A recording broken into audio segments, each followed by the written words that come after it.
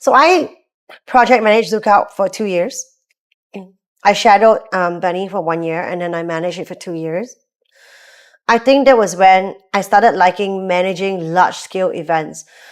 Don't forget, doing events at Zouk, there were many corporate events or event buyouts where I rent you the venue, I get you your food menu, drinks menu, I make sure my ushers, my bouncers, everything knows what's going on. We do the guest list for you. Yep. But at the end of the day, maybe I'll get a staging up for you. Everything else that the person who's booking the event, they do it themselves. They do a whole build-up themselves, right? The programming is done by themselves. Everything is done by them. I'm merely a venue that's leasing it out to you. Yeah. I'm not running the event. Yeah. Right? But ZoukOut was completely different. It was our own event. We had to do the ticketing, the marketing, artist booking, building of the entire space, your stage design, basically everything else, right? Yeah. So that was hard because don't forget, it's a 20,000 pax event. How's the queue going to be like? So I think that made me fall in love with events because then I ended up liking production. I like operations. Because at Zouk, I didn't get to do operations. That was a night job. Yep. But I love doing operations. I love bar operations. So after I left Zouk, I joined Livescape and decided because I love festivals, right? And Livescape has one of the best ones, which is the ship. Yeah. So I thought I was good at events. I thought I've seen everything. I thought, ZoukOut. But come on, guys.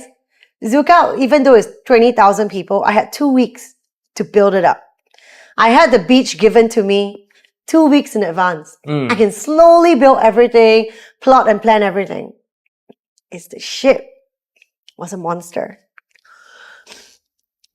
The ship will sail to Penang, stop off in Penang for the passengers. You know how usually cruise ships have 1 or 2 hours, they dock somewhere. You could go explore the island, you come back, we sail again.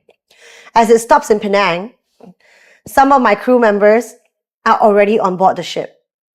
Okay. And they're loading up some of the AV equipment already onto the ship from Penang. Oh. Okay? Because you don't have time to load everything up in Singapore.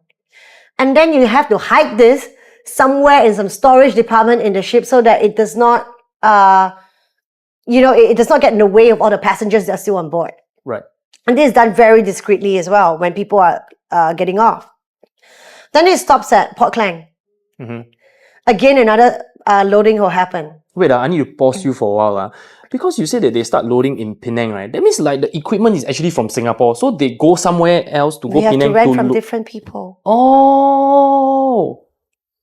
Wow. Because this ship still has passengers, right? You're not going to buy out the ship, but you know how cruise ship have their schedule? I depart Tuesday, come back Thursday, I depart Friday, come back. You can't change that. Yeah. People book this a year in advance for their holidays and stuff. You can't change, so we have to follow the schedule. So it stops in Singapore for maybe 12 hours. So then it stops. No. Then it stops at Port Klang. We load up more stuff there. Finally, it comes to Singapore. People start disembarking at 10 or 11 a.m., right?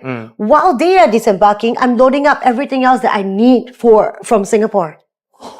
Including alcohol, blah, blah, blah. Yeah, everything. But between 10 to 12 noon, everyone disembarks.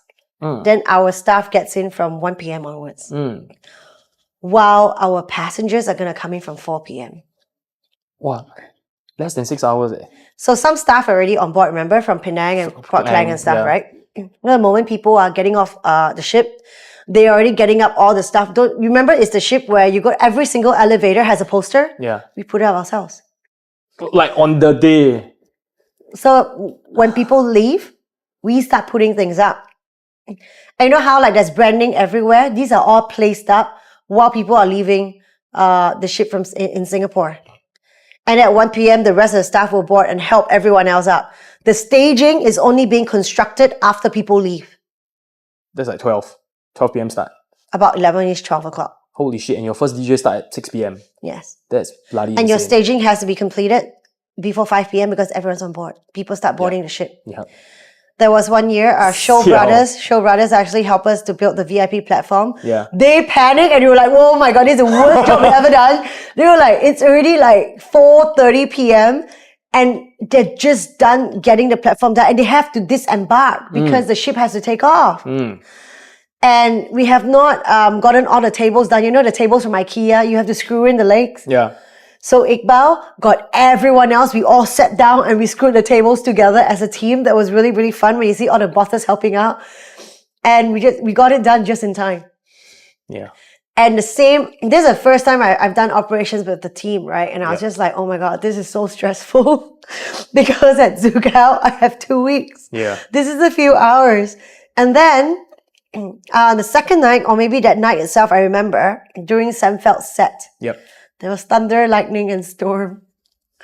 So we have to shift all the table bookings from the deck into I think it was level 5. Yeah. You know, that, Like where we have the gala dinner, that hall. Yeah. And we had to put up this big inflatable and make up a stage and like, you know, get the floor plan for upstairs, like, oh, which table is where, and then set up tables on the side. That was hell.